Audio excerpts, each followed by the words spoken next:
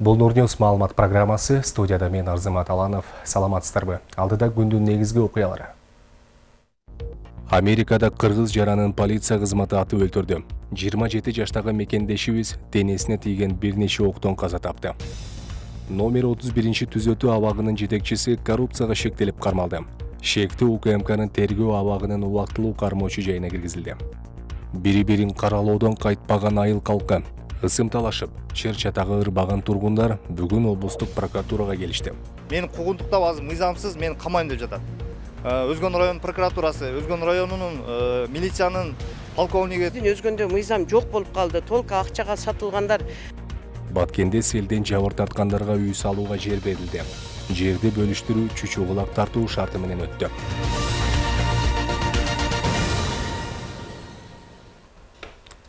Америка Кошмо Штаттарында 27 жаштагы кыргыз жаранын полиция кызматы атып өлтүрдү.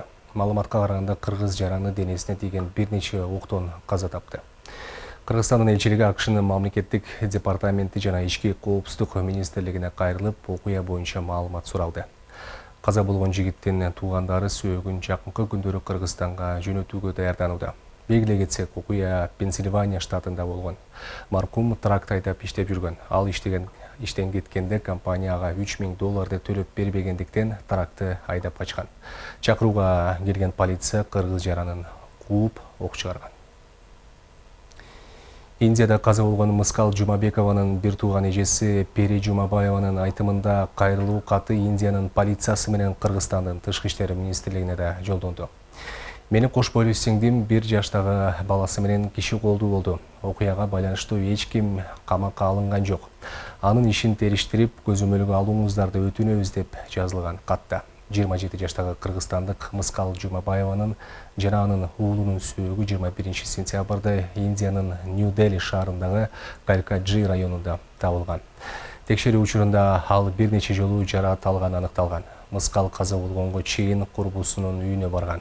Полиция окуя боюнча маркумдун күйөөсүн, курбусун жана анын жигитин суракка алган билдирген. Акыйкатчы институту Алабукадагы райондук ооруканада бейтаптардын акча чогултуу фактылары болгонун жарыялады. 7 октябрда Жалал-Абад облусунун Алабука районунда Акыйкатчы институту аймактарда жүргүзүп жаткан укук кербени долбоорунун алкагында атайын адистер жергиликтүү эл менен жолуккан. Жолугушка катышкандар райондук ооруканада мыйзамсыз акча чогултуу болуп жатканына даттанышкан. Ооруканага кайрылган жарандардан дарыга рецепт жазуу, маалымкат берүү жана бейтаптарды кароодон өткөрүү үчүн 20 сомдон 200 сомго чейин акча талапкалар айтылган. Медициналык мекеменин кызматкерлери мындай акча чогултуу каржылоо жетишерлик деңгээлде болбой жатканын, чогулган акча кокус зарыл болгон майда оңдоп түзөө иштерине жана башка чыгымдарга жумшаларын айтышкан. Мамлекеттик жаза аткаруу кызматынын алдындагы номер 31 түзөтүү абагынын жетекчиси коррупцияга шектелип кармалды. Бул тууралуу УКМКнын маалымат кызматы кабарлады. Билдирүүгө караганда, ал Кыргыз Республикасынын жазык кодексинин 319 беренесине ылайык кылмыш жана жоруктардын бирдиктүү реестрине катталган сотко чейинки өндүрүштүн алкагында колго түшүрүлдү. Жетекчи кызмат абалынан кыянаттык менен пайдаланып, жазасын өтөп жаткан адамдан жатак абакка которуу же шарттуу түрдө бошотуу боюнча материалдарды даярдоо үчүн акча талап кылган деп айтылат УКМКнын билдирүүсүндө. Шектүү кече 7 октябрь күнү акча алып жаткан жеринен кармалып, УКМКнын тергөө абагынын убактылуу кармоочу жайына киргизилгени кошумчалады.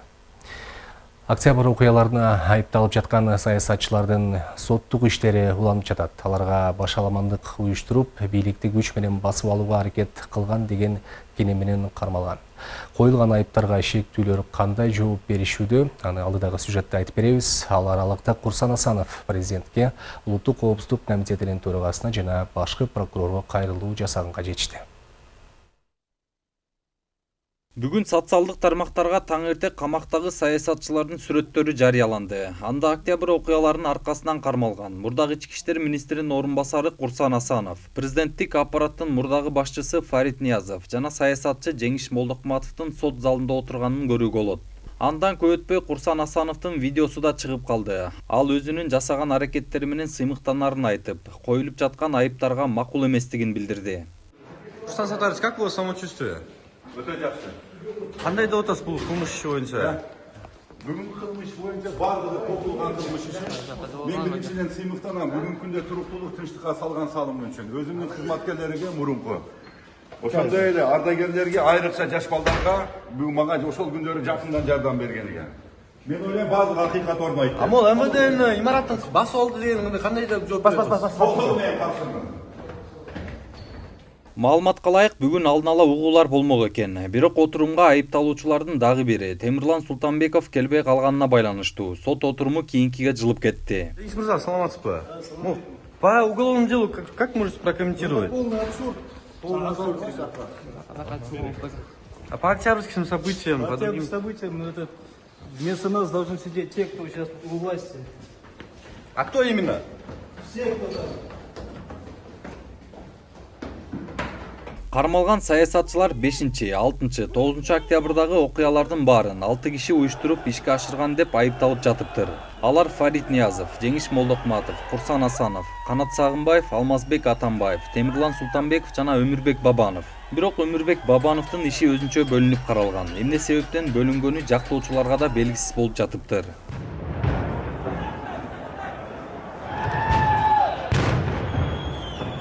Айтсак, октябрь окуяларына айыпталып кармалгандардан мурдагы президент Алмазбек Атамбаевдин жан сакчылары Канат Сагынбаев менен Дамир Мусакеев дагы бар. Эске салсак, былтыр 4 октябрдагы парламенттик шайлоодон кийин наразычылык митинг өтүп, 5-6 октябрь күндөрү калайман тополоң чыккан. Анда Садыр Жапаров менен Атамбаев, Бабанов өңдүү саясатчылардын тарапташтары ортосунда кагылышуу болгон эле. Жодар Бузумов, Нурбек Жеңишбек уулу, Нурньюз, Бишкек. Өзгөн районунун Бабаш уулу айылынын тургундардын наразычылыктары уланууда. Аталган айылдын тургундары Ош облустук прокуратурасынын алдында митингге чыгышты. Алар жалган жалаа коюлуп жатканын билдирип, президент Садыр Жапаров жана УКМКнын төрагасы Камчыбек Ташиевке кайрылуу жасашкан. Ал эми кене коюлган экинчи тарап айтылган маалыматтарды четке кагып, өз чындыгын билдиришти. Бул кагылышуулар мыйзам тарабынан баа берилсин деген талаптар коюлууда. Өзгөн районунун мурдагы Бөксө жол учурда ысымы талашта турган Бабаш уулу айылынын тургундары Ош облустук прокуратурасынын астында тынчтык митингин уюштурушту. Алар эч бир себепсиз куру дооматтар коюлуп, айылдын 2 тургунун каматуу аракеттери көрүлүп жатканын билдиришүүдө. Бул иштердин арты ысым талашууга барып такалат. Көп жылдардан бери Бабаш уулу айылынын тургундары 2 жаат болуп бөлүнүп, бир тарабы учурдагы ысымы калсын десе, башкалары өзгөртүлсүн деген талапты коюп келишүүдө. Алар бул чатактардын келип чыгуусуна Бабаш айылынын мурдагы жана учурда жетектеп жаткан айыл өкмөтүн да күнөөлөп жатышат. Мени куугунтуктап азыр мыйзамсыз мени камайм деп жатат.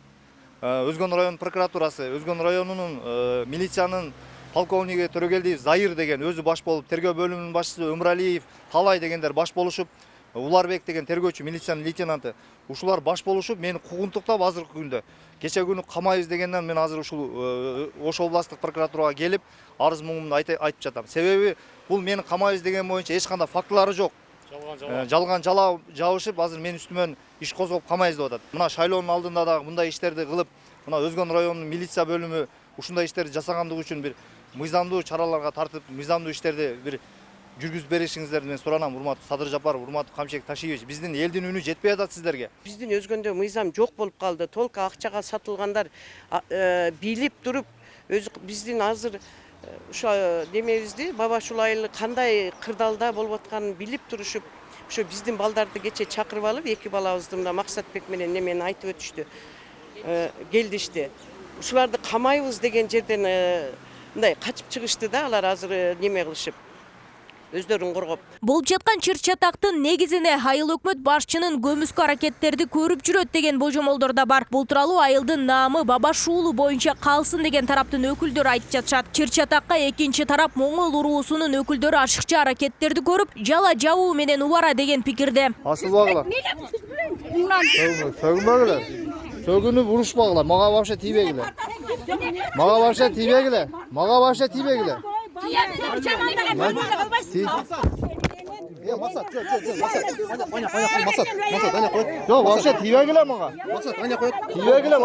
Аким дагы ушул аралашып калды деп ойлойбуз. Себеби ушу Курбанбаева Курбанбүлүн күйөө баласы. Себеби биз көрөбүз да, биз айылдаш, бир айылдаш, 2 үйдүн нары турат. Машина күндө келет. Кара машиначы. Эмне келет машина?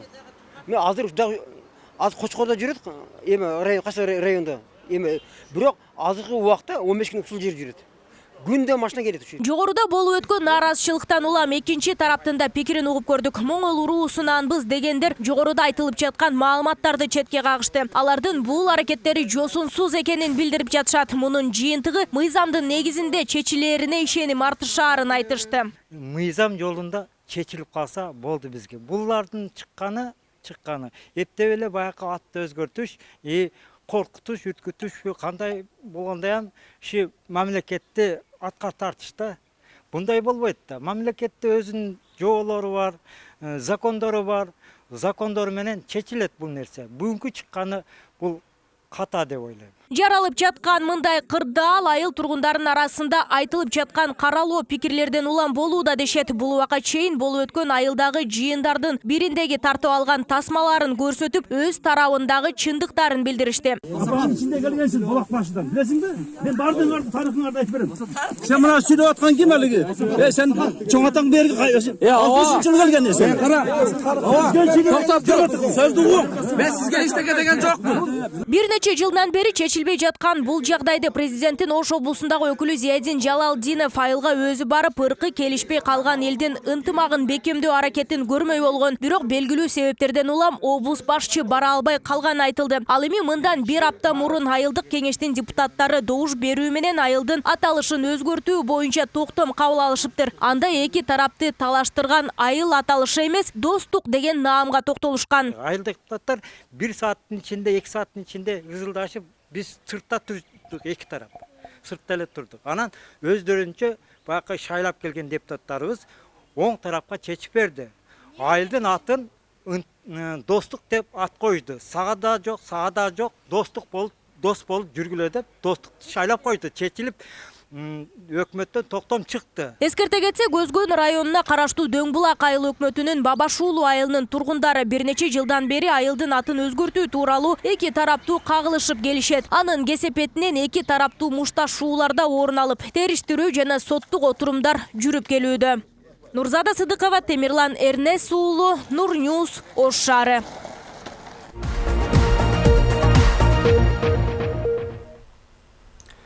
Бишкекте суук түшүүсү менен сасык тумоо жана дем алуу органдарынын кур чыгармоочу респиратордук түрү күч алды. Бул тууралуу шаардык саламаттыкты сактоо башкармалыгы кабарлайт. Мамлекеттик санитардык эпидемиологиялык көзөмөл борборунун маалыматы боюнча акыркы бир жумада дем алуу органдарынын кур чыгармоочу респиратордук түрү 1500гө жакын адамга жукту. Былтыр ушул мезгилде 805 учур катталган эле. Буга байланыштуу сасык тумоо жана курч мүнөздөгү респиратордук вирустук инфекцияга каршы эмдөө жүрүүдө. Бүгүнкү күнгө карата 2875 адам вакцина алды. Бишкекте номер 67-орто мектеп карантинге жабылып, окуучулар аралыктан окууга өттү. Маалыматты оорулардын алдын алуу жана санитардык эпидемиологиялык көзөмөл департаментинен тастыкташты. Буга чейин аталган мектепте билим алган окуучулардын ата-энелери мектеп 10 күнгө карантинге жабылганын айтып чыгышкан. Оорулардын алдын алуу жана санитардык эпидемиологиялык көзөмөл департаменти билдиргендей, аталган билим берүү жайында коронавирус жуктурган 3 учур катталган. Мектепте 2 окуучу, 1 мугалимден коронавирус аныкталды. Мындан улам балдарды 2 жумага аралыктан окутууга тараттык. Азырынча бул онлайн окууга чыккан жалгыз эле мектеп, деди департамент өкүлдөрү. Ата-энелер мектеп карантинге 8 октябрдан 18 октябрга чейин жабылганын кошумчалашты. Японияда 6 балга жеткен жер титирөө болду. Япония өкмөтүнүн башкы катчысынын маалыматы боюнча кеминде 16 киши жабыркады. Ал эми Талибан өкмөтүнүн өкүлү Рухулла Умар Тажикстандын бийлиги менен да бардык суроолор боюнча сүйлөшүүлөрдү жүргүзөбүз деди. Аны менен катар бардык өлкөлөр менен жакшы мамиле кыларын айткан. Ал эми Киевде болсо мурда башкы прокурорду кызматтан кетирүүгө аракет жасаган депутат Антон Поляков таксиде баратып жүрөгү токтоп каза болду. Япониянын Тиба префектурасында 5,9 балга жеткен жер титирөө болду. Бул тууралуу Япониянын метеорология башкармалыгы жазды. Жер титирөө Жапония убакыты боюнча саат 22:41 катталган. Убактысы боюнча Кыргызстандан 3 саат алдыда. Жердин силкиниши өлкөнүн 26 префектурасында сезилди. Япониянын өкмөтүнүн башкы катчысынын маалыматы боюнча кеминде 16 киши жабыркады. Поезд кыймылы токтотулуп аз убакыттан кийин кайра жанданган. Цунами коркунучу жок, бирок суу түтүктөрү жарылып жатканы боюнча билдирүүлөр бар.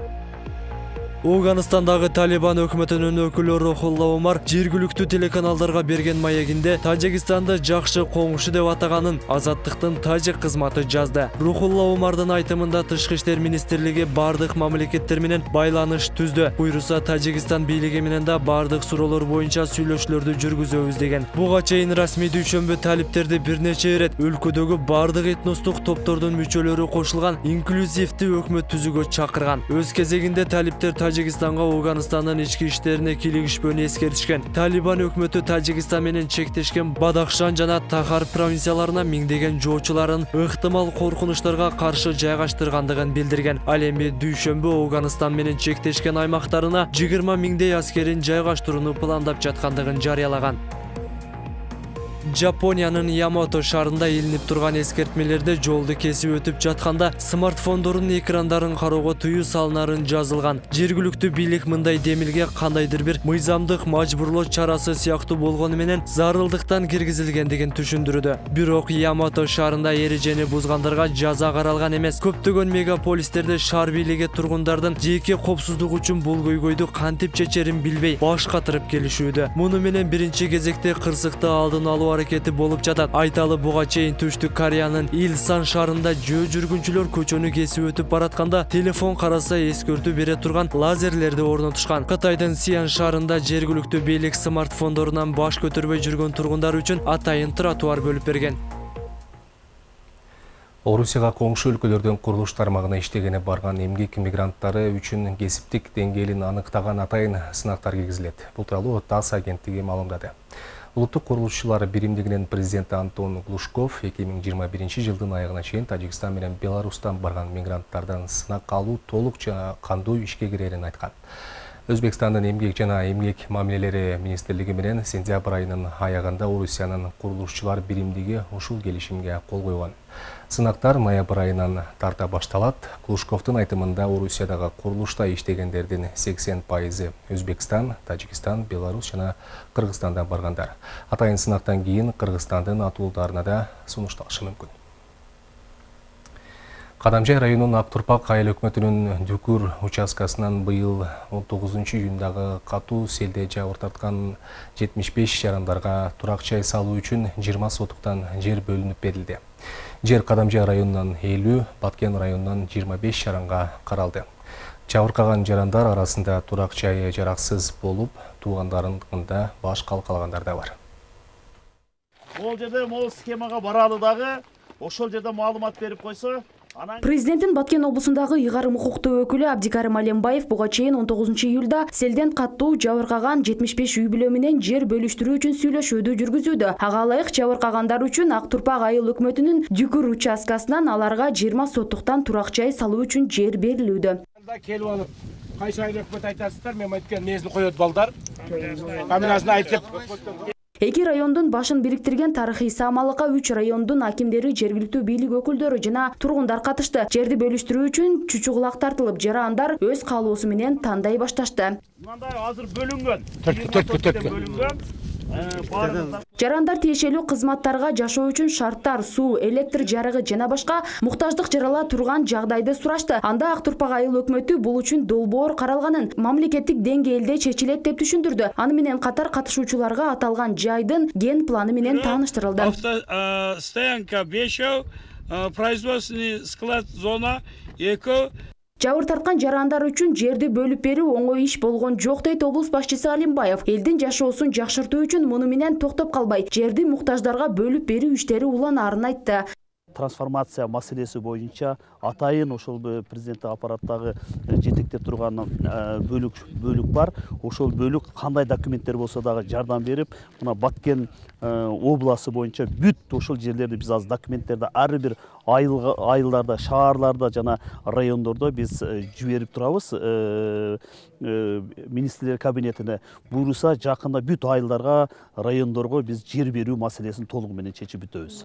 Абдикундуз Исаков жабыр тарткан жарандардын катарында. Ал буга чейин болуп өткөн табият кырсыгынан улам үйү жараксыз абалга келген. Мындан улам ал Борбор калаага көчүп кетүүнү чечкен. Мамлекеттен жер берилип, бул жайга эми отурукташып жашоону каалайт. Биз бир канча жылдан бери курган үйлөрүбүз, бактарыбыз баарын сел алып жабыр тарттык. Масыбийден, Каламжай районунан бизге мондай жер берип атат. Ана бүгүн мен ушунчалык кубанычтамын. Ушул жаңы бөлүнгөн жерден 26-чы участка мага тийип атат. Мен артымдагы жер. Кудай буйрса, эми ушул жерде балдарыбызга үй салып, өзүбүз отурукташабыз деген ойдобуз. Жалпысынан Дүкөр участкасынан 500 гектар жер трансформацияланган. Алардын 21 гектары гана муктаж жарандарга бөлүнүп берилди. Ал эми мындагы ген планга ылайык 1569 кожолук орун алат жана ал үчүн мектеп, балабакча, медициналык мекемелер каралган. Эске сала кетсек, 19-июлда Лейлек районунда каттуу жаап өткөн жамгырдын кесепетинен турак үйлөрдү, короолорун, ички чарбалык унаа жолдорду, арыктарды жана көпүрөлөр жараксыз абалга келген. Мында сырткары 25 турак жайдын ичине суу кирип, 20 үйдүн 1 мектеп, 1 балабакча жана 1 мечиттин короосун сел каптаган. Бактыгүл Мирадилова, Эрнис Азамат уулу, Нурньюз, Баткен облусу. Октябрь айынын 1-ші жумалыгы билим берүү тармагында эмгектенген окутуучулардын майрамы. Бул күнгө байланыштуу Ош облусу жана шаардагы окутуучулар сыйланышты. Жылдын эң мыкты мугалими сынагынын республикалык деңгээлде жеңип алган Ош шаарындагы номер 53-чү Кыргыз-Түрк достугу мектеп-лицейинин мугалими Илгиз Шамырзаевка бир бөлмөлүү батир белекке берилди. Ийгилик жаратып жаткан мугалимдерге мындай колдоо көрсөтүү башка окутуучуларга стимул болору айтылып жатат.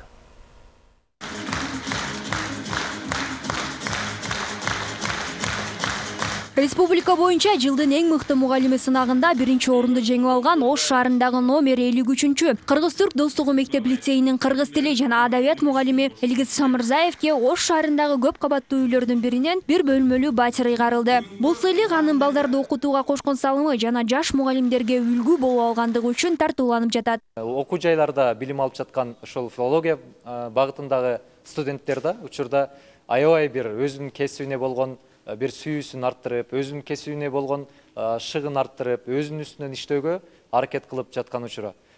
Менин угуп көрүп жүргөн маалыматтарым боюнча азыр республика боюнча агартуу тармагына кадам таштап жаткан мугалимдер бул кадамды мындай туура эмес таштап алганына өкүнбөй, кайрадан ошол мугалимдик кесипти тандап алганына сыймыктанып, улам бир алдына чоң-чоң максаттарды коюп жатат.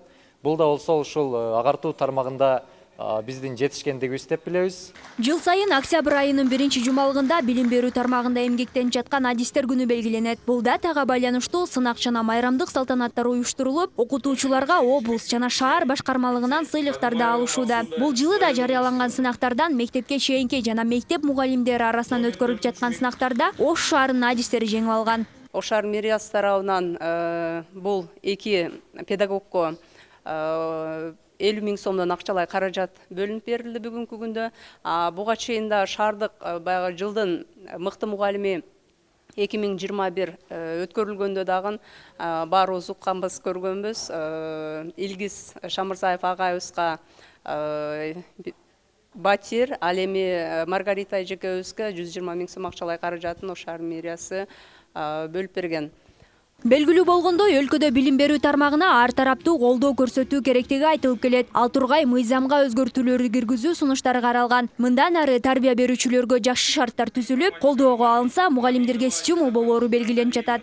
Мен ойлоймун, эми бул ушундай традиция болуп, жылдан жылга 2 комнаталуу, 3 комнаталуу батирлерди бере турган болсо, анда бизге кандайдыр бир жардам болот мугалимдерге. Анан эми жаш мугалимдерге ушун кандайдыр бир ушул үй беришеби же болбосо жер береби, ушундай да бир жардам бере турган болсо, биздин билим берүү системада мындай бир таланттуу мугалимдердин көбөйүшү болот эле. Окутуучулардын күнүнө карата Ош шаары жана Ош облусу боюнча мугалимдер сыйланды. Анда жогорку кеңештин ардак грамотасы менен 2 мугалим, президенттин Ош облусундагы өкүлүнүн ардак грамотасына 2 мугалим болду. Ал эми Ош шаардык мэриясынын ардак грамотасы менен 29 мугалим сыйланды. Азыркы тапта Ош шаары боюнча 3277 мугалим, 77832 окуучуга тарбия берип келишет. Шаар боюнча жалпы 80 мектеп, 81 балабакча бар. Мираида Маратбекова, Темирлан Эрнес уулу, Нурньюз, Ош шаары. Күрөш боюнча дүйнө чемпионатын ол жолу жыйынтыктаган кыргызстандык балбан кыздар күйөрмандарына ыраазычылык билдирди. Айсулу Тыныбекова Facebook баракчасына сүрөттөрүн жүктөп пост жазган. Анда Мерим Жуманазарова, Айпери Медет кызы машыктыруучулары Нурбек Изабеков, Байгазы Кенжибаев менен чогуу сүрөткө түшкөн. Бир кадрдан уткан медаль кууларын устаты Изабековго тагып коюшканын көрүүгө болот. Ушун менен кыз келиндер арасындагы күрөш боюнча дүйнө биринчилиги биз үчүн аяктады. 2 алтын, 1 коло биздин командабыз үчүн мыкты жетишкендик. Ал эми кыргызстандыктар мындан да көп медальга татыктуу. Алдыда дагы жеңиштерди алып келүү үчүн машыгууларды улантабыз деген билдирүү жасаган Тыныбекова. Ошондой эле ал бул жеңиштерге жетүүдө эң маанилүү ролду ойногон жалпы машыктыруучуларына жана командасына терең ыраазычылыгын билдирди. Аны менен катар кыргызстандыктарга жана жалпы көрөрмандарга колдоосу үчүн таазим эткен. Бүгүн мына ушундай кабарлар болду. Бардык жаңылыктар биздин интернет баракчаларыбызда жеткиликтүү. Дареги экранда көрсөтүлгөн. А мен сиздер менен коштошом. Көрүшкөнчө саламатта туруңуздар.